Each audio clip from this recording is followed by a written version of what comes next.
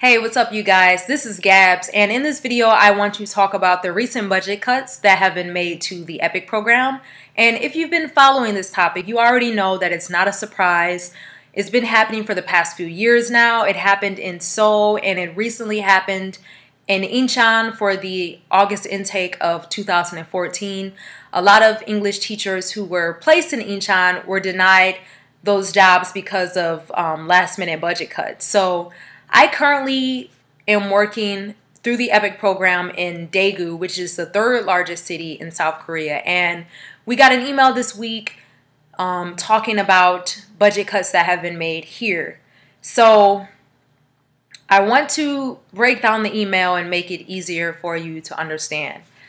Basically, there was a meeting between city councilmen and the Daegu Metropolitan Office of Education, and the councilmen were like, look, we don't want to give that much money to Epik right now. So we're not going to do any renewals, and we're not going to have any new people come in for the February 2015 intake. And the Metropolitan Office of Education said, wait, we don't want this to happen. That's too drastic. Can we work something out to where we don't have to take such drastic measures? So they sat down for, I think they said 2 weeks to try to figure out another way, an alternative way to save money. So after that, they came up with some new changes, and I want to highlight those in this email. So change number 1 is that the number of NETs, or Epik teachers, who's going to travel between schools is going to increase significantly. So I don't know if you are aware of this, but in the Epik program, you are either a teacher who only has one school, or you are assigned 2 or more schools. And this email is saying that the number of teachers who will have several schools is going to increase. So I actually only have one school, but according to this email, teachers who only have one school may become something rare in the near future. And number 2 kind of ties in with that. Point number 2 says schools that currently have 2 Epik English teachers will change to 1. So this is actually going to impact me because even though the other Epik teacher at my school was planning on leaving and going to a Hagwon at the end of her term, I expected that a new English teacher would come in February 2015 to take her place. So this email is saying that there's not going to be a new English teacher to take her place. So I will be at the school by myself, and it's a really huge school. So I'm really curious to know how that's going to work and how I'm going to be expected to teach English to all of the students. All right, and point number 3, there's not going to be any more high school positions in Daegu outside of a very small amount of selected schools. But the high school positions are basically going to be non-existent. And I think they're just starting from the top and working their way down, honestly.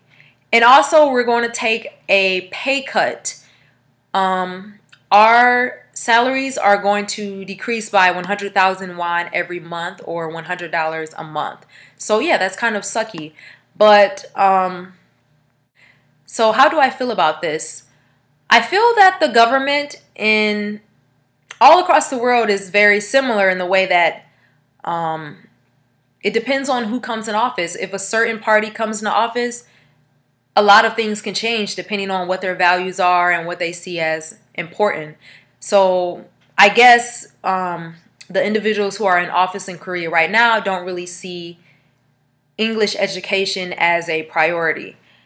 And I'm really sad to see how everything plays out, because one of the main reasons Epik was even created was to give poor students, or students who are disadvantaged, the same opportunities that students who come from families with more money have. So giving them the same opportunities, because children who are well off, they are able to go to Hagwons and different expensive academies to heighten their English abilities and help them to become fluent because they're taught by native English teachers.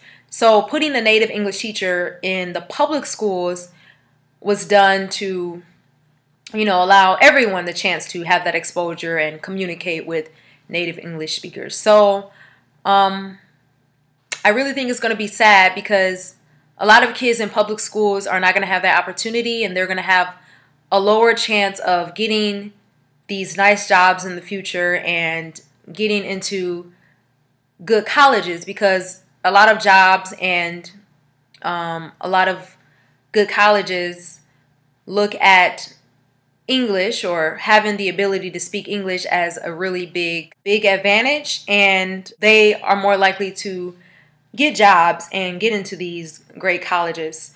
So, same way in America, once certain parties go into office, they start cutting all the social programs. It's pretty sad, but it's reality. And if you want to come to Korea to teach English, don't give up. You can still work in the Epik program as of now. It's just more competitive.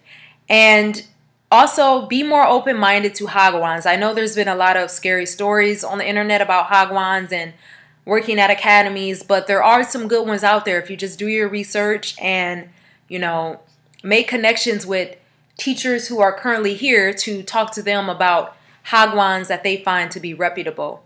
Don't give up, keep your head up, and if you have the dream of coming to Korea, do not give up on it. But I just wanted to update you on the recent trends, and I hope you have a really good day. Bye.